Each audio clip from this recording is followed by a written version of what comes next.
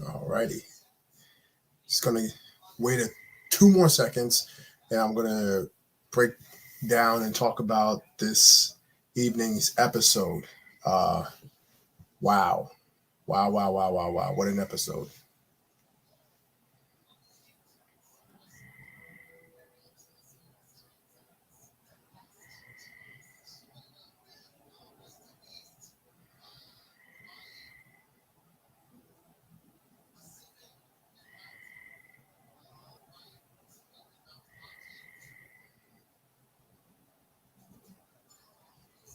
Okay, boom, we're good. All right, you haven't seen season 2 yet. Holy smokes! Then I don't know. Maybe you shouldn't be here because it's gonna be spoilers. Definitely gonna be spoilers tonight. Hola, what's up, Jada? Good to see you. Carter, what's going on, bro? Good to see you, little man. All right, let's get into it because wow, we need to talk about tonight's episode. No spoilers, as always. This is a no spoiler review for those who are on the West Coast who has not seen this episode yet. So no spoilers, no spoilers. Um, okay, so let's get started. Tonight's episode was fashion. It's all about fashion. It was all about the Lego Masters were creating what's going on. Gregory, what's going on? Brick Huntress, Kate, good to see us. So tonight was all about fashion. So the Lego Masters had to build something to wear on their head and to stand for about 5 seconds. So they had to design and create fashion for tonight's episode. Mr. Randall, good to see you. The catwalk, wasn't that awesome? So real quick, let me let me get this off my chest real quick. 1 second. Okay. All right. Let me get this off my chest real quick. Hey, what's going on, Rob? Um, this episode was very interesting. And not only was it interesting, it's an episode that's near and dear to a lot of the season one, to our hearts. We inspired this episode, so that's always really cool to see the awesome things that Lego Master is incorporating based on our feedback and based on what we suggested to the production. So that's really cool to see that. Now, again, Lego and fashion has been my thing for a very long time. Sam's Brago, that's where I got my start for my company making brooches out of Lego. So Lego was a fashion tip for me, a fashion statement for me. Now, seeing them take that approach with Lego and on Lego Masters as fashion, I won't pat myself on the back, but I feel as though that myself and others contributed to this episode tonight, and I thought that was really really cool. Um, Another thing that I thought was awesome was the fact that um, the teams took risk. Tonight was a night for them to take risk, and they definitely did that. They took a lot of risk tonight, a lot of risk tonight, and I thought that the risk that they took was justified based on this type of challenge. This was a different challenge. They're building something on themselves, so it's not like you're building something and it has to freestand and it has to just stand there. You are the presentation, so it talks to your way of building. MG, what's up, bro?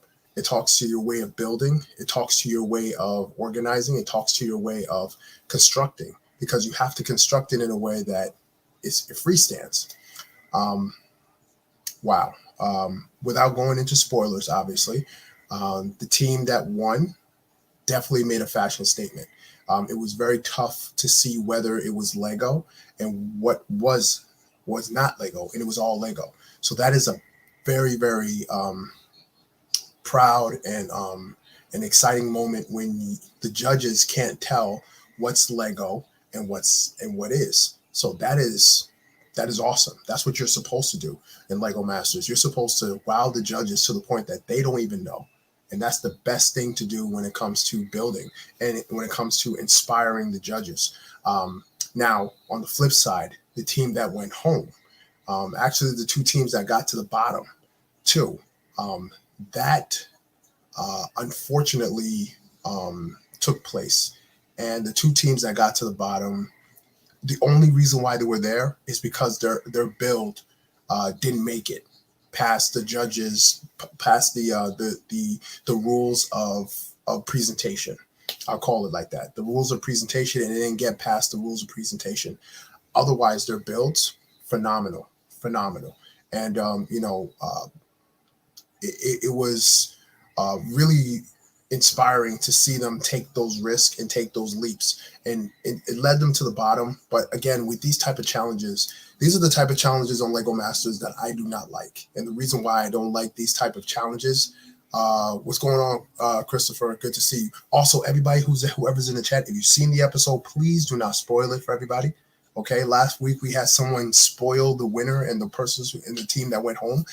Please don't do that this time, okay? If you're in the chat, please do not tell us who won, because of the fact that this is still, people have not seen the episode yet, so I do not want to spoil it for them, okay? Please, thanks. There we go. We're back. So watching this episode,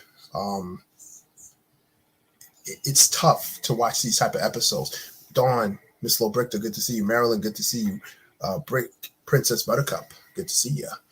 It's hard to watch these type of episodes because it is judging the builders based on luck, based on a flip of a coin. What if all teams were able to stand and do everything that they were supposed to do without any hiccups? Again, you are controlling that, and it is the luck of the draw. Last week's episode it's all about how everything kind of fell in place and everything like that. That was like, again, that was a flip of the coin. However things fell off the table and everything like that. Flip of the coin. The week before that, it was the explosions. Whatever blew up, however they blew up, luck of the draw. Luck of the draw. That is no, Chris, you good, Chris. That is the hardest part in these type of challenges, because you really can't control what happens. You cannot control what goes down. That is the toughest thing about these challenges that I hate. I hate these type of challenges because of the fact that you can't control what your judgment is going to be. You know what I'm saying? Definitely, I got to give you the inside perspective. Season 1 is watching. We're watching. We're just like everybody else. We're casual. We're the casual fans watching. I mean, it's a little different for us because we have the insider scoop to it. What's going on in the trade company? Emily, good to see you. So that was my whole thing with these episodes, and it just seems like this season of Lego Masters is more challenging than our season, because of the fact that a lot of the challenges are designed to kind of be the luck of the draw.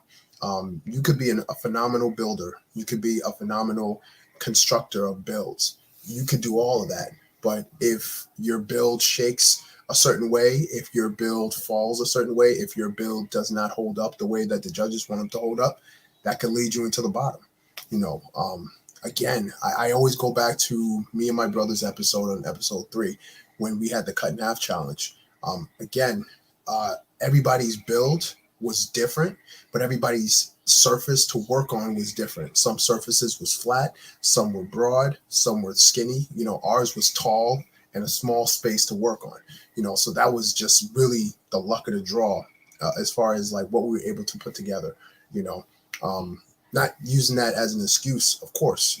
At the end of the day, you have to be prepared to do these challenges if you want to be the champion of Lego Masters. You have to be able to manipulate those bricks. You have to be able to design those bricks and shape those bricks in a way that it pleases not only the judges, but like it's appealing to the eye. You have to have that.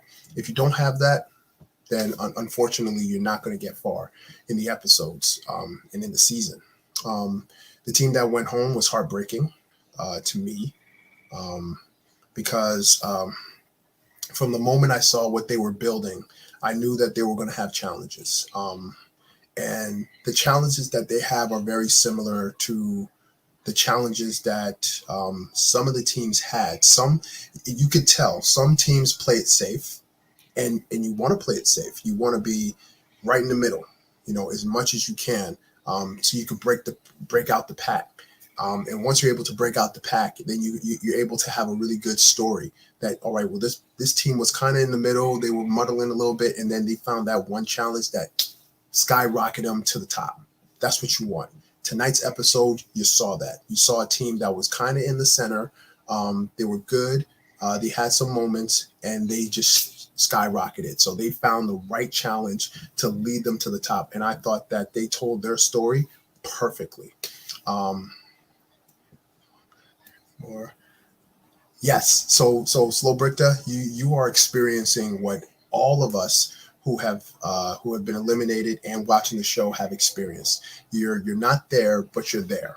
And in a way, you still have a connection to everybody. Like me and my brother, when we went home, we still woke up at 6 a.m. We still got dressed. We still recorded. I had my own camera, my own lighting, and we did the challenges. We did the actual challenges. Brickman Mosaic, good to see you, man.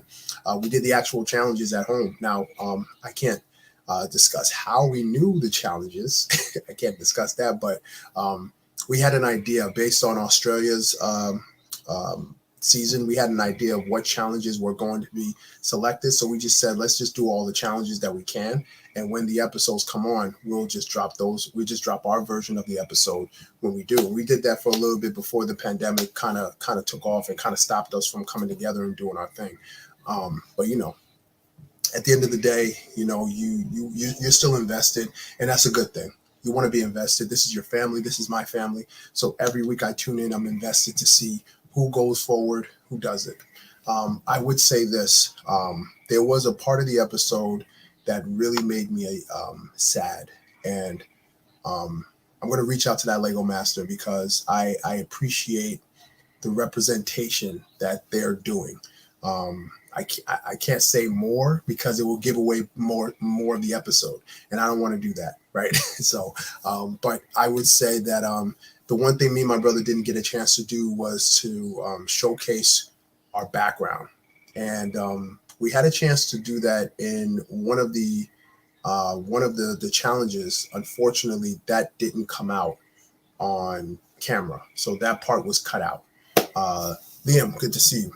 So that didn't resonate, but of course that's TV, so it's all good. But I appreciate him or her doing this as a way of showing that background and representing that background, because a lot of kids are going to watch that and they're going to resonate based on that. So that's what it's all about. So the builds, there was one team that walked down the catwalk with no hands. Bravo! This is the team to watch. This is the team to watch for. They are consistent, and when you have a team that is consistent, the entire time, that is the team you want to look for. You want to look out for further on in the competition. The team that struggled is only because of the fact that they were being ambitious. And there was another team that was being very ambitious because they felt that itch. We're in the middle of the pack. We can either go down. If we go backwards, like making mistakes and the judges noticing, that's our way out. We're going to get kicked. We're going to fail in this competition, or we can do something ambitious, roll the dice. And if we roll the dice right, it's going to put us into a higher position. That's what you want to do in these type of shows. You want to be risky, but you also want to be smart in that risk. The team that took that risk, bravo to them, because they nailed what they were going for, and what they were going for was so much fun. And I thought they did a great job doing it. And when I saw them doing it, and when I saw what they did afterwards, I said, bravo, you guys nailed it. Absolutely nailed it. There was one hat that, hey, Julian, what's going on? Oh man, what's up? There was one part where the hat almost looked movable. It was movable, which is something good. And a lot of teams did that. Some teams added lights. That's what you want to do. You want to add something that's going to give it extra flair. There was a team that did something that spun. There was a team that had flexibility. That's what you want. Like at this point of the competition, this is episode 4, right now. Now they're at the point that they are whittling down the teams. Now we have 9 teams.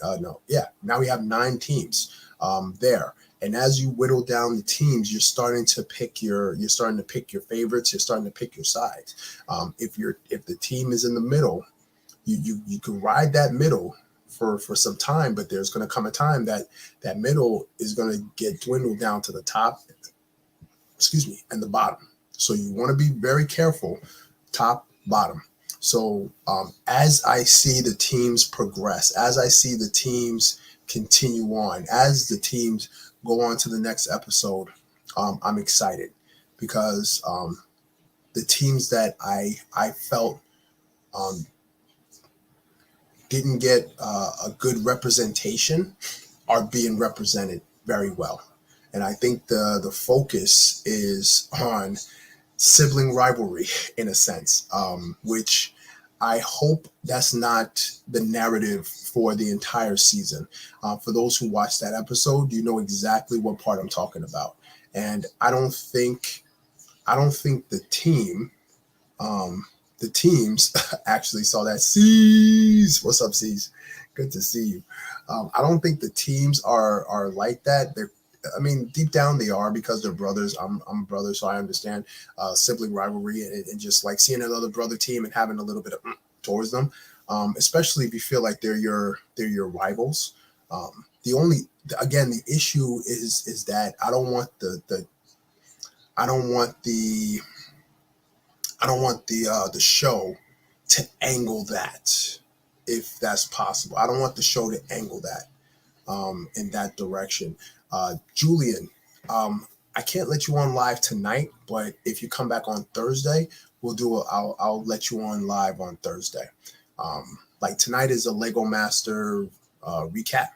So Mark, I can only let Lego Masters, like part of the show, kind of come on and tell me about what they thought. Only just to show the respect to the Lego Masters and the current Lego Master cast that's on as well. Brick Literacy, you see that, right? It is lazy storytelling. I don't think people tune in to Lego Masters to see what new things the different teams are doing against each other. I don't think the Lego Master brand, US brand, is all about creating drama and creating animosity amongst the teams. When it comes to Lego, you could look at somebody's build and say that's incredible. And if you can't replicate that, don't be mad about that. Don't be upset about that. Some people are just more polished in their skill as builders, as mock builders, than you are. That doesn't mean you can't get to that level. That doesn't mean you can't reach that goal. It takes a lot of hard work, a lot of dedication. You have to work on your craft. You can't just pop up and say, "Hey, I want to start building Mocs tomorrow." It doesn't work that way. You have to be able to understand what it is to build Mocs. You have to be able to know what it's like to build Mocs. You build Lego sets. Lego sets are just other people's Mocs who work for Lego. That's basically what that is. So,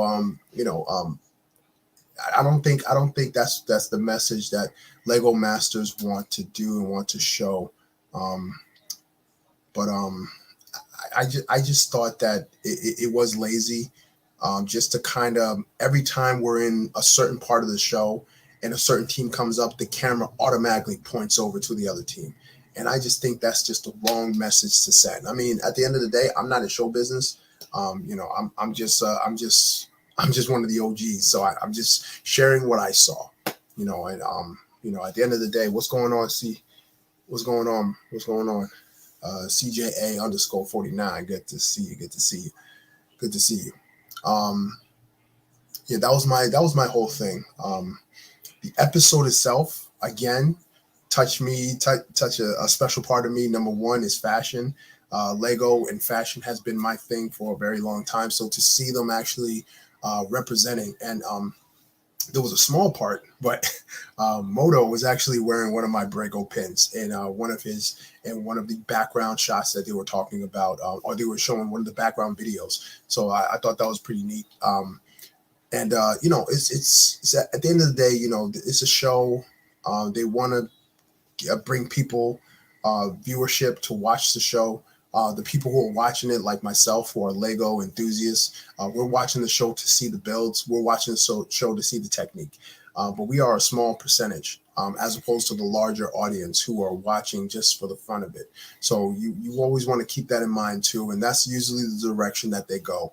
They're focused on how can our show bring excitement to those who don't watch Fox, for those who don't watch Fox reality shows. This is a fun family show. And, for the most part, it is fun. It's very fun. I just hope that they don't lean in too heavy to that type of, man, they're the ones who keep getting selected and we're working our butts off. Darn it. They might be feeling that, but that's not the message that you want to send. Because then it just gives, it leaves a bad taste in the mouth. And if you're thinking, oh man, if you're thinking even more,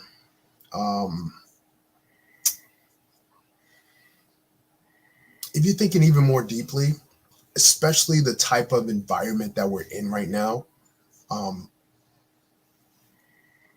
to kind of create that narrative for a certain team and another team is upset, I feel is going to stir the pot on what's actually happening in society towards a certain race of people as opposed to another. I got to leave it there. I know that's pretty bold. It's touchy, but that's the way I'm reading it. And I just hope that that's not the way others are reading it. I probably said it, so now you're probably thinking it. Sorry, duh. But at the end of the day, like my man Mark said, it's just TV. It's just TV. So they know what kind of story they want to tell. They know what narrative they want to tell. They're going to keep people coming back every single week for that storytelling. The team that went home today, it is sad to see them go. I thought that they did a great job with their build.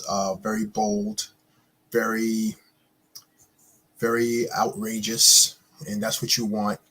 But when it came to the execution of it, that is the part that hurt them, because as a standalone piece, beautiful piece standalone. As a wearable mock, that's the hard part. That's the hard part. Yeah, and even the setup to it, it was just one of those things like, dang, like you knew what was about to happen, and that's unfortunate. That's just unfortunate. But I hope you guys watched it. I hope you guys enjoyed it. I hope you guys had a great time watching the episode. The episode was fun. It was amazing.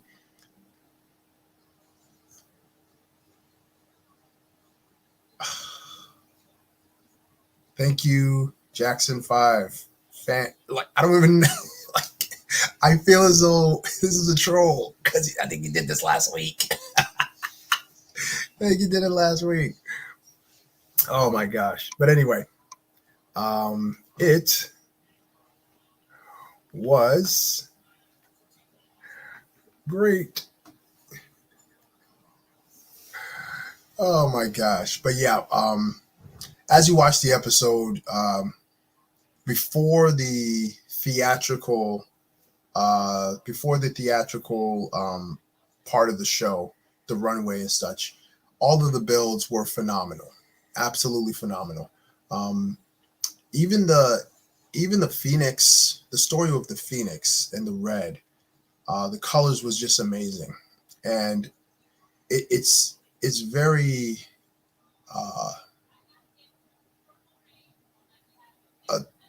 oh, okay, that's good, Brickman. That's even better. Go and check out her perspective. I literally just said my perspective, so yeah, why not? Go check it out and let me know how it is, because it's always good to see other Lego masters tuning in and chiming in to what's going on, because that's always good to see more Lego Masters do awesome stuff. So at the end of the day, that's where you want to go. That's where you want to do it. All right. So again, wow. There was one build, I would say my favorite out of all of them. Rags, what's up? I thought you. Now I'm confused. Now I'm confused. I'm confused right now. But anyway, so when it comes to my favorite build for tonight's episode, I must say the build that really got me was the build that won. And I know that sounds kind of cliche, but the build that won, because of the fact that it was so polished, confusing, right? I'm so confused right now. But the build, the way that this team did their build in such a way that it was polished, it looked so good. It looked so refined. Like, wow. That's what you want to do when it comes to winning this competition. You gotta be so seamless in your build. And what they did, seamless. And that's my cue.